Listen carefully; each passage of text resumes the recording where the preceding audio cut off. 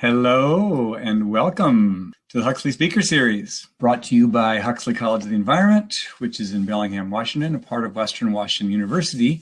And today's talk is also co-sponsored by Western's Center for Canadian American Studies and Western's Salish Sea Institute. So a bunch of good support for today's speaker. As a reminder, we'll have time for questions and discussion at the end of the talk. So my name is Stefan Freeland, and today our guest is Dr. Mary Tuti Baker. Tuti is a new faculty at Western teaching comparative Indigenous studies, and she has a joint appointment between Canadian American Studies, Salish Sea Studies, and Fairhaven College. So we thank all of those for bringing her to campus. And she received her PhD from the University of Hawaii and will be talking to us today about Aloha Aina, and she'll tell us more about that. Welcome, Tuti. Thank you, Stefan. I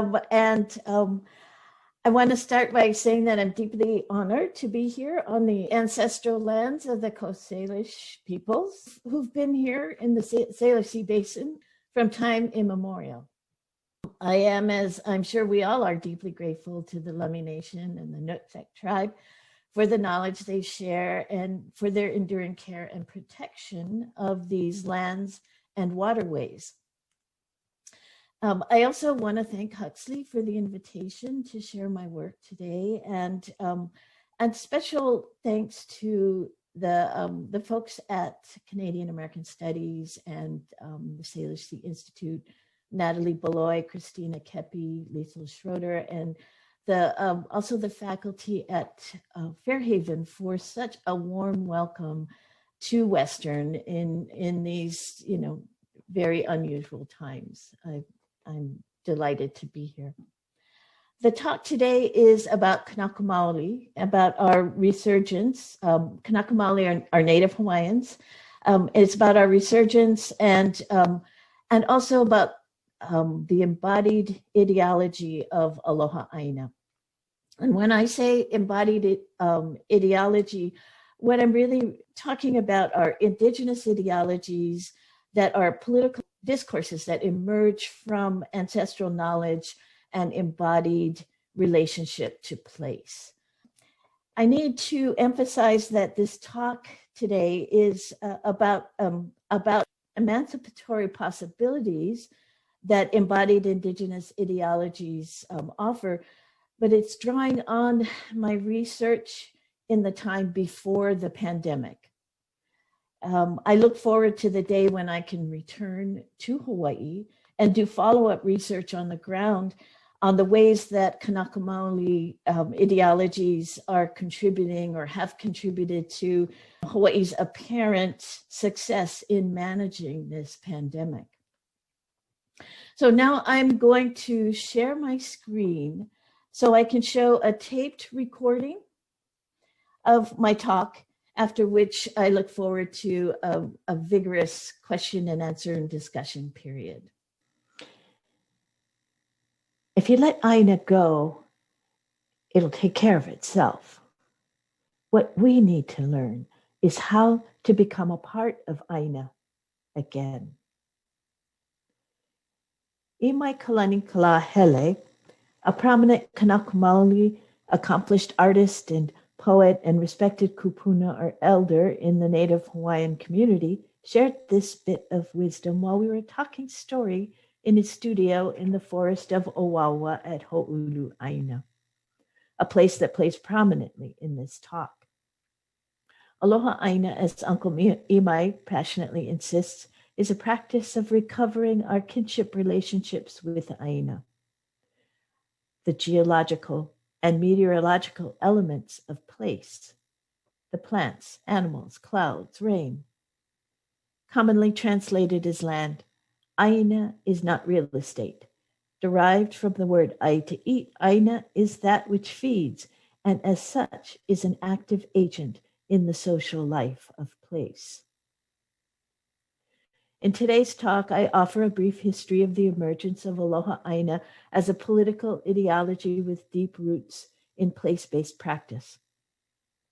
The history begins in 19th century Hawaii with the unraveling of Kanaka Maoli social structures, the imposition of an economy based on consuming resources rather than building abundance through relationship, and the overthrow of the internationally recognized Hawaiian nation. I then moved to discuss the reemergence of Aloha Aina in the latter half of the 20th century and the role it plays as an ideological formation with contemporary Kanaka Maoli politics and social structures. I begin this story of Aloha Aina with my family. My father was a haole, a white man who came to Hawaii during World War II. My mother was born in the territory of Hawaii to Native Hawaiian parents, and her parents were born when Hawaii was an independent nation. My grandmother was born in the Kohala Mountains on Hawaii Island, and my grandfather in a fishing village in Anahola, Kauai. When they were babies, an oligarchy of Euro-American businessmen overthrew the lawful government of Hawaii and eventually gave the islands to the United States.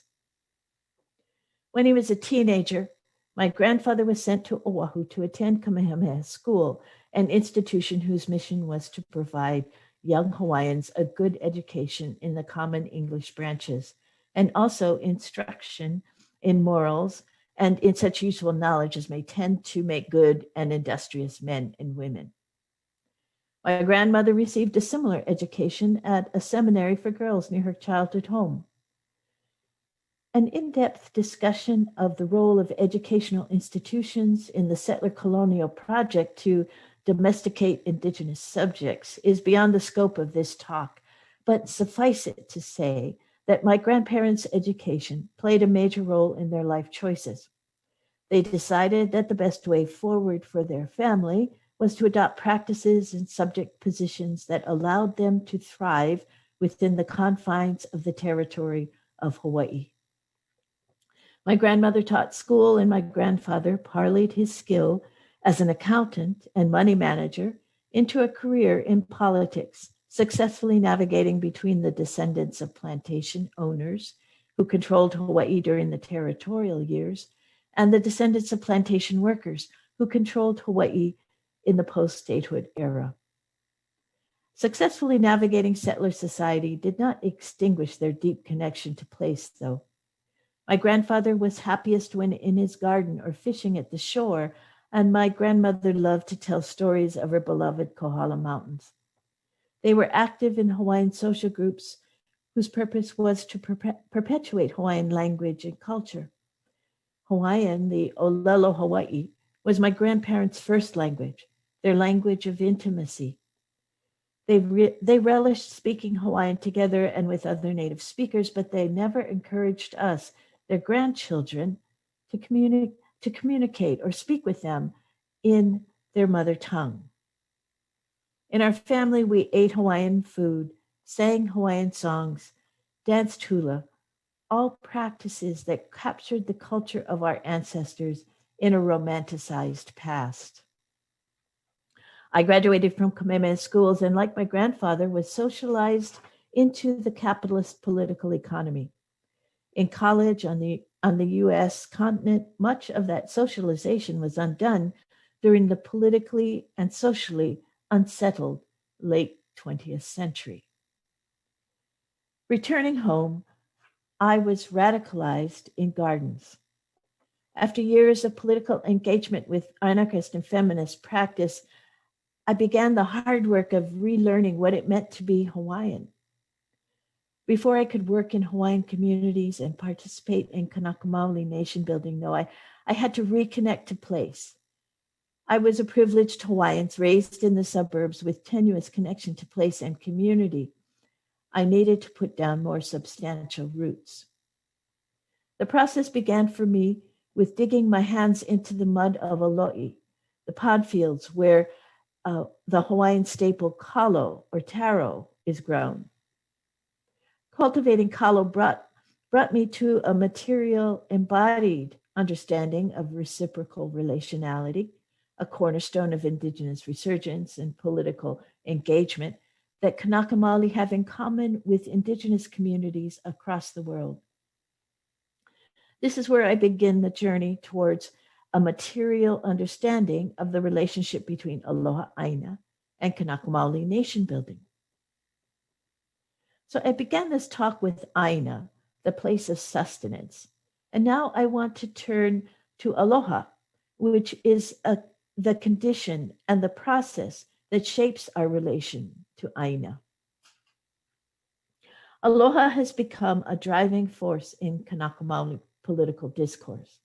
Aloha Aina defines our relationship to place, and kapu aloha, another key political concept, defines our moral and ethical position in the political arena.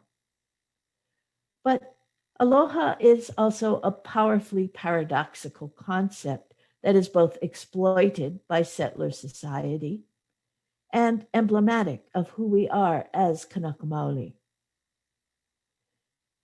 Stephanie Nohelani Teves writes in her book Defiant Indigeneity that in the time before Westerners, aloha meant kindness and sharing, especially in the family or ohana setting, where people are welcomed and all is shared with the understanding that people gather to provide mutual helpfulness for collective benefit. During the stress and social upheaval of early 19th century, Christian missionaries translated aloha as an unconditional love of God.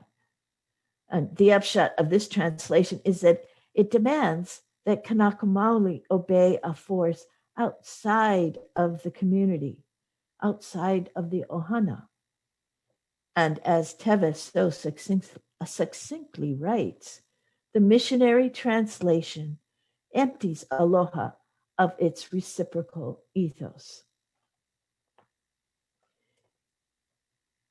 Aloha is co-opted from love that is intertwined with obligation, reciprocity, and respect. And it's one focused on the uncritical love of God, and it becomes a means to domesticate Hawaiians. I'm quoting Teves again here. She writes, aloha and Hawaiianness are then collapsed in the interest of quieting political dissent and facilitating capitalist development. Teves names this relationship the aloha state apparatus, a means to maintain state power and reproduce labor power for the settler colony and for the settler economy. Later in the 19th century, at a moment of deep crisis in Native Hawaiian politics, Aloha Aina crystallizes into ideological discourse to fight off efforts to steal the Hawaiian nation. Kanaka Maoli political activists formed the Hui Hawaii Aloha Aina, the Hawaiian Patriotic League. In the aftermath of the overthrow of the Hawaiian nation by the haole businessmen, this hui mounted a vigorous opposition to the republic that oligarchy formed. During that tumultuous time, James Keaoiluna Kaulia, president of the Hui Hawaii Aloha Aina, prefigured the resilience and perseverance of Kanaka Maoli when he said, "Mai maka'u e kupa'a ma ke aloha I ka aina a I lo kahi ma ka mana'o.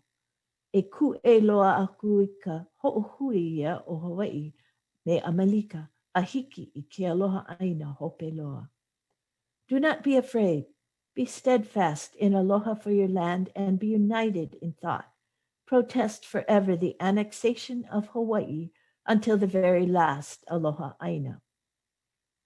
Although Kapo'i Aloha Aina failed in their efforts to restore Hawaiian sovereignty, and even though their actions were vanquished from collective memory for a few decades, it's important to remember that these early Aloha Aina warriors did disrupt the move to completely incorporate Hawaii into American empire.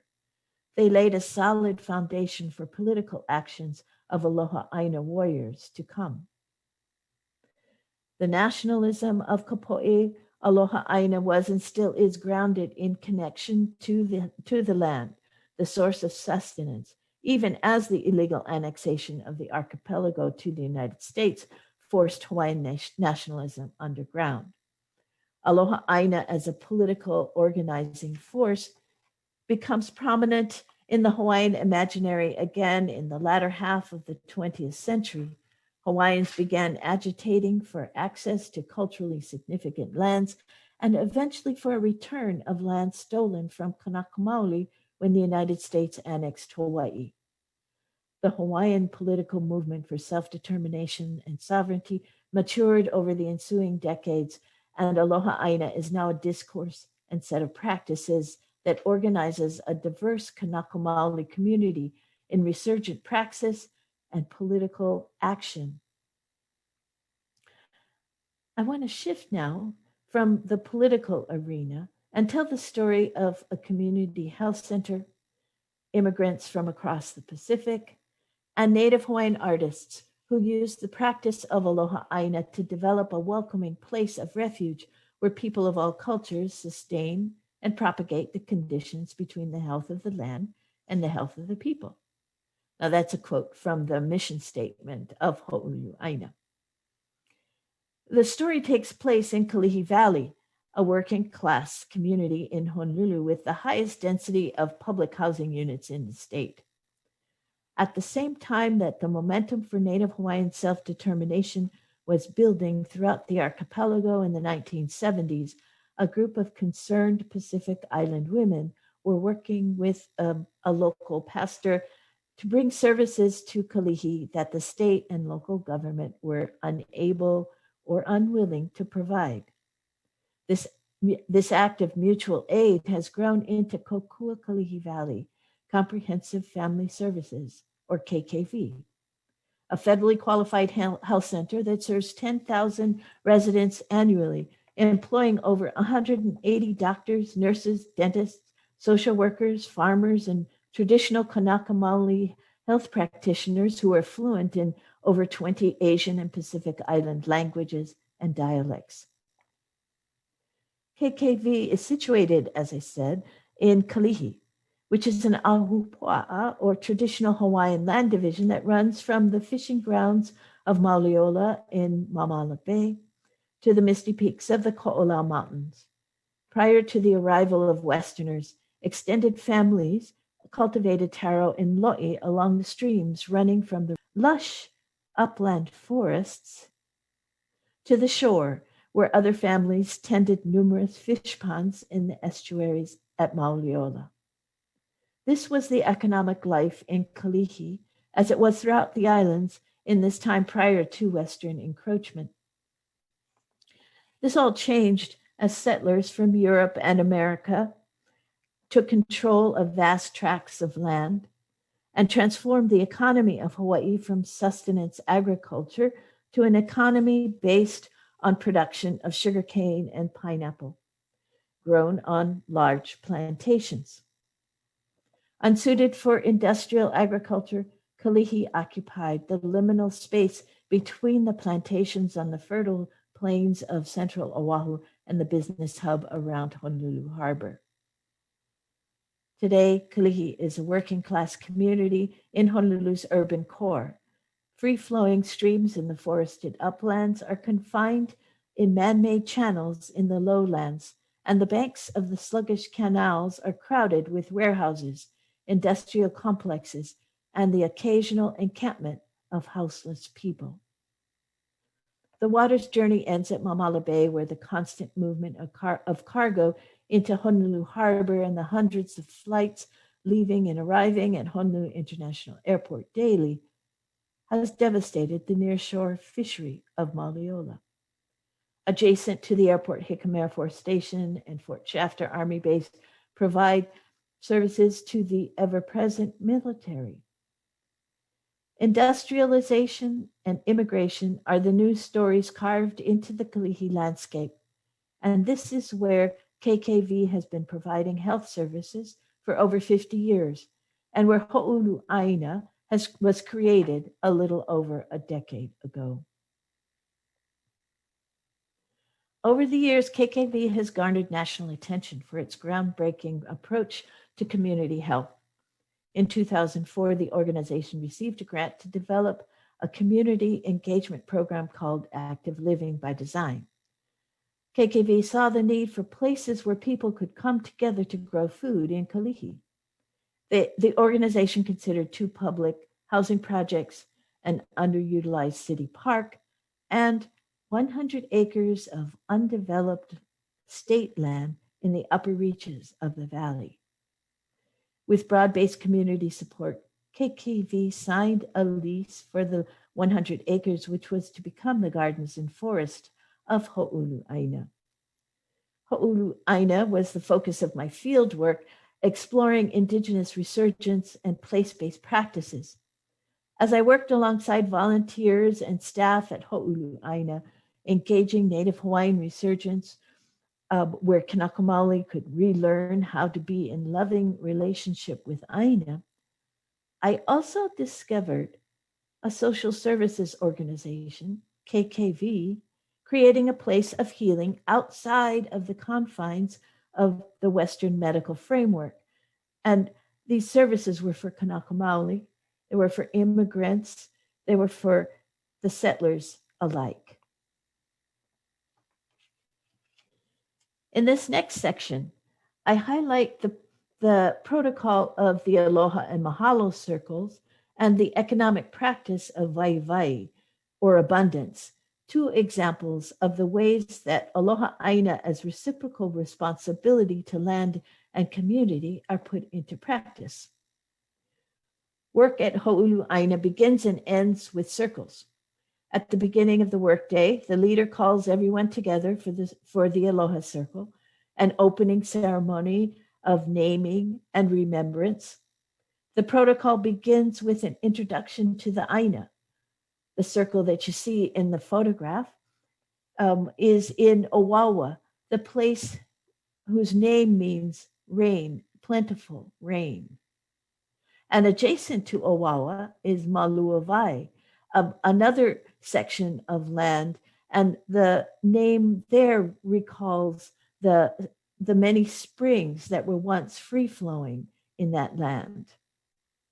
Then everyone, once the Aina is introduced, everyone in the circle introduces themselves with their name and with where they're from and the name of an ancestor who they are bringing with them to the workday.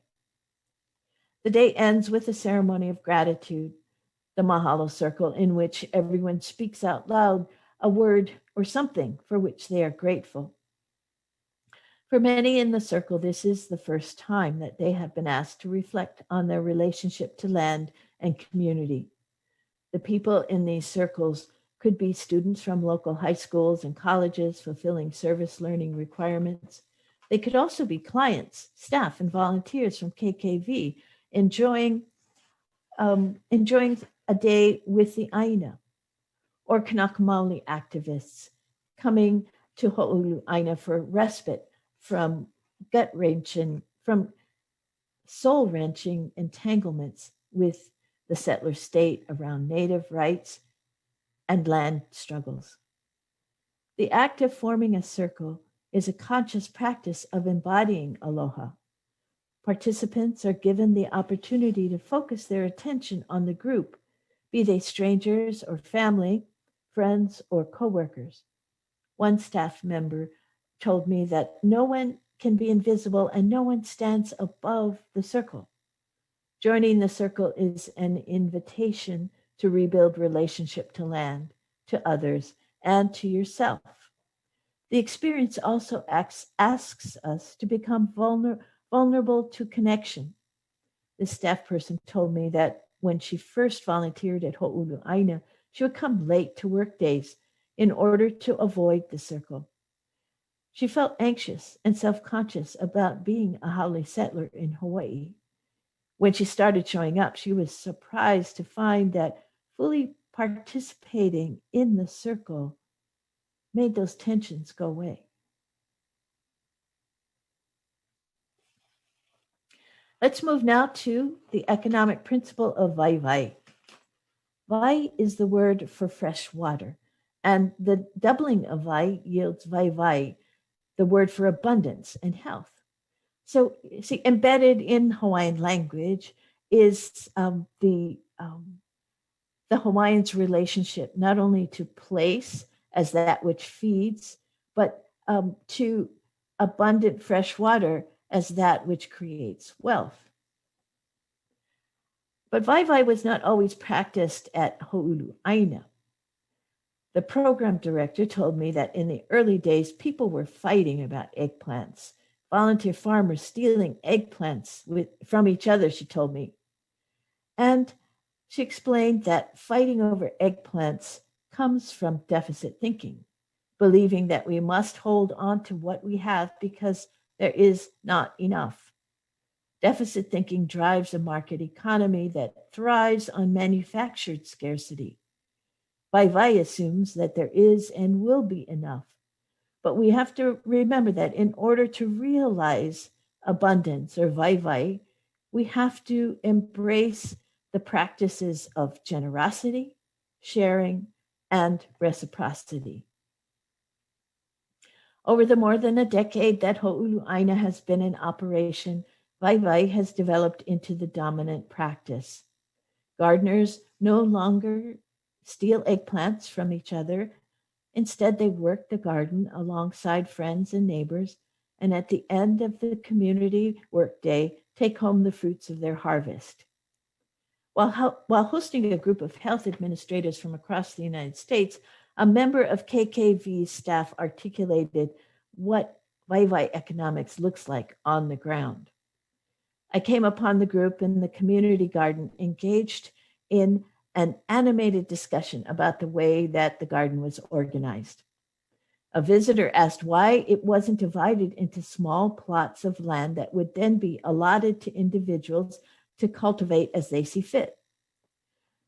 The KKV staffer responded that organizing the garden in that more conventional manner creates scarcity.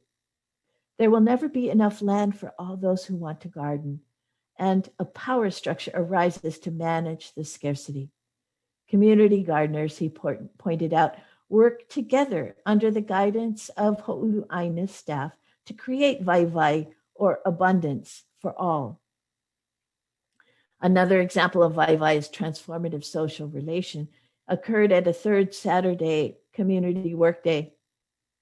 At the end of the workday, the fruits and vegetables harvested that day are put out on tables for participants to take home. Everyone is encouraged to take as much as they need for their own table and to share with family and friends, especially those who would not otherwise have access to fresh food. On the day in question, volunteers are shopping at the table laden with the harvest. I'm sitting at the registration table eating lunch with the volunteer coordinator. A young woman approaches our table with bags of fresh produce and hands me a $20 bill, a gesture I'm reading as payment for the vegetables. And I was about to tell her that Hoʻoulu Aina doesn't take money for the vegetables, but the volunteer coordinator chimes in, "Thank you for your donation." I misrecognized the act of giving and receiving in this incident, but this misrecognition demonstrates the way that Hoʻoulu Aina has consciously structured Vaivai economics. There is no direct correlation between a $20 bill and the bulging bag of fresh organic vegetables that the volunteer had helped harvest. The vegetables are hers because she showed up and participated. The volunteer freely gives $20 in recognition that Hoʻoulu Aina needs cash to operate. A very different social relation than the experience of shopping at a supermarket. Rather than a relationship mediated by an abstraction, the exchange of money for goods, the relationship fostered at Hoʻoulu Aina is between people and the food they harvest from the land. At the same time that KKV operates within the hegemony of a capitalist economy, the organization actively models Aina-based social practices in which humans participate in communal reciprocal relationships with each other and with Aina. Hoʻoulu Aina is an example of a kipuka Aloha Aina, spaces where individuals practice political commitments to Aloha Aina. Kipuka refers to a variation or change of form, like a calm place in a high sea, or a deep place in a shoal, or an opening in the forest or in the clouds. Kipuka are also and especially oases within a lava bed, like shown in this picture. These kipuka are the nurseries for regenerating life across the fields that have been denuded by molten rock. Like kipuka on the lava field, kipuka Aloha Aina hold the seeds of resurgence, regenerating life and restoring sovereign relationships of the people with the land. These are spaces where Kanaka Maoli values are put into practice. And in these oases, the ideology of Aloha Aina matures into an expression of collective desires, beliefs, and knowledge that arise from living of and on the Aina. Aloha Aina is an ideological apparatus that calls people into a relationship to Aina built on aloha and kuleana, which is another Kanaka Maoli value that expresses our reciprocal responsibility to Aina and to community. These spaces of Aloha Aina hold in creative tension the raised fists of ku'e, the resistance or opposition, and the hands in the earth of kukulu, building and creating. Aloha Aina is an ideological anchor that sustains individual participation in ongoing political campaigns to protect land and water rights, food security, and wahipana, or the sacred places. Aloha Aina calls Kanaka Maoli and allies to ku'e to participate in acts of resistance to settler colonial authority over land, like protesting the annexation of Hawaii to the United States or refusing to let bulldozers onto the sacred Mauna Wa Kea. Ku'e is event-based with clearly articulated material goals. Kukulu are acts that rebuild social structures outside of the settler state hegemony. Kukulu works on a long trajectory of social transformation. You can see it in action in work environments like Ho'oulu Aina. Ku'e must be complemented by kukulu. When enacted in close proximity, ku'e and ku'ukulu resonate and create conditions for real and lasting social transformation to build a shared and abiding relationship to Aina that is grounded in aloha. Ho'oulu Aina is a part of a growing network of kipuka Aloha Aina that are reestablishing relationships of reciprocity, responsibility, and mutual respect with all existents in their communities. And that includes the land, plants, animals, meteorological events, and geological formations that surround us humans. Ho'oulu Aina is a space where radical transformation is unfolding through Kanaka Maoli resurgence and building social relations that are shaped by the abundance of the Aina and guided by the knowledge and values of those who have come before us. It is creating a welcoming place of healing for all, a place where Kanaka Maoli and settlers alike can rebuild our fractured relationship to Aina.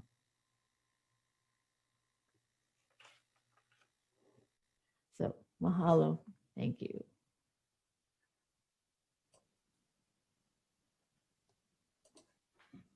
So you're not able to go to Hawaii. What and you know, how does the pandemic affect Aloha Aina and all the organizations and the people and the farming and all that? Is it still surviving?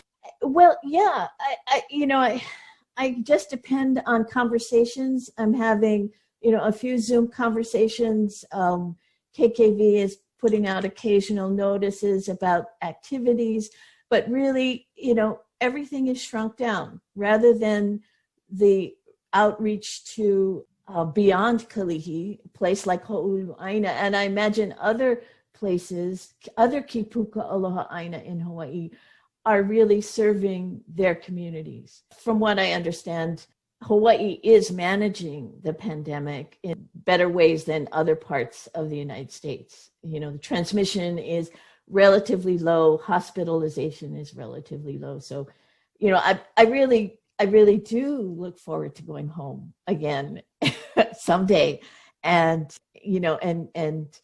and doing more grounded research, because as I said at the beginning, my work is much more grounded in how people are creating things on the ground, how ideology comes out of practice rather than coming down onto people. To me, that's the important. Yeah. And there's a couple of questions sort of related to that. One was, is there any formal way is Aloha Aina taught in the schools or, formally disseminated in any kind of way? Well, it is. I mean, it's, I had to just brush over, but Aloha Aina is a discourse that has saturated throughout Hawaii society. And, you can have sort of like, not, Aloha Aina toilet paper, I don't know if it actually exists, but stuff like that, right?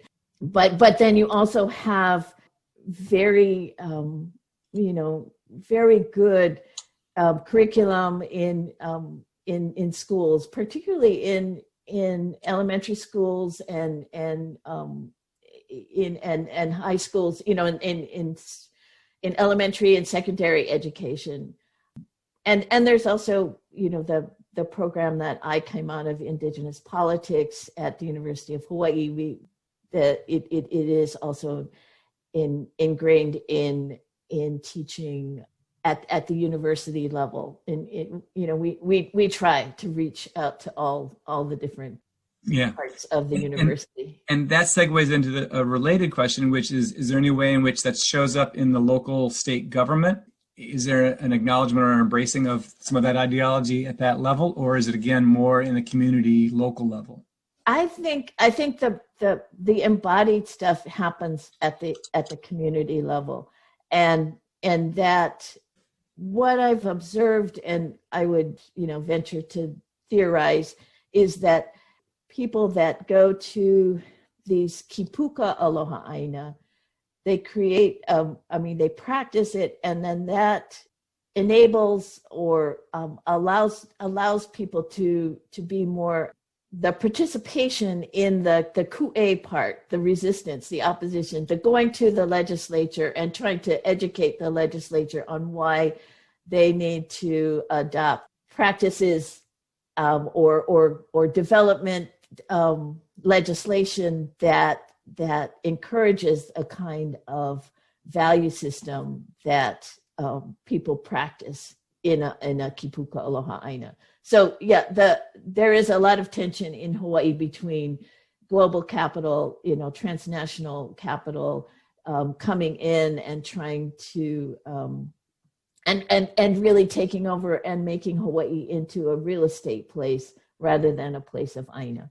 That is I don't want to downplay the fact that is a major battle that we are all fighting every day. But Aloha Aina as a discourse allows people to sort of envision their actions, I guess. Does that make sense? Yeah. And so are there other organizations like the KKV that are formally embracing? Yes, there are. In sort of the health practice, they work a lot with statewide health practitioners that, or institutions or organizations that want to embrace that kind of thinking outside the box in terms of what is health, Aloha Aina as health. And yes, there are a lot of organizations that are working. My work doesn't, my academic or research doesn't exactly embrace what's going on at Mauna Kea, but that is really a place where Kanaka Maoli and allies alike are focusing on to prevent an industrial sized what do you call, observatory going in on a sacred mountain. Mm-hmm. Right. What's your next project? And if you can't go back to Hawaii, are there ways of continuing the work? More, are there local parallels of any sort that you've researched in the area? Yeah. Well, I wanted to mention something. It's sort of like I'm just coming out of a kind of COVID amnesia, I think, of having to shut down in April or March, right as I was at Brown University, and we were just about to host a symposium called Radical Gardening in the Time of Climate Anxiety. And that was another kind of direction that my work was going, in which we had, I was working with Liz Hoover, who's a Mohawk scholar, and she works in food sovereignty and environmental justice issues. And she and I at Brown decided we're bringing together a Kanaka Maoli, the seed saver from Hoʻoulu Aina, and someone from Soul Fire Farm, which brings together Black and people of color on a farm to learn social justice, how to organize social justice issues from the ground up, learning about it in the farming as farmers. So, really similar to what Hoʻoulu Aina is doing. And so we were going to bring the conversation together, but 3 weeks before the symposium, everything shut down. Yeah. And so it was heartbreaking to think about having to close that. But now that I'm happily settled at Western, Liz is now at Berkeley, and I'm hoping that at some point we can revisit that conversation about what is radical gardening, and what do Indigenous peoples and people of color who are learning to get back to and connect to land-based, place-based values. How can that transform our social life? Yeah. And politics. How can it have a political effect? So that's really what I'm thinking about, and invite people to that conversation. I don't know how we can do that on Zoom, because really we want to do it in a garden, but we can try. Yeah, exactly. And we're right out of time, but I do want to just plug a question just came in that I just at least put it out there. And the question is, how does one stay connected to where they are from? You as a transplant to the Pacific Northwest, how do you maintain a connection both to Hawaii and then simultaneously to the place that you are? Which I think is a fascinating topic, but we'll leave it to another day. Yes. Thank you very much, Tuti, and Thank good you. day to you. Thank you.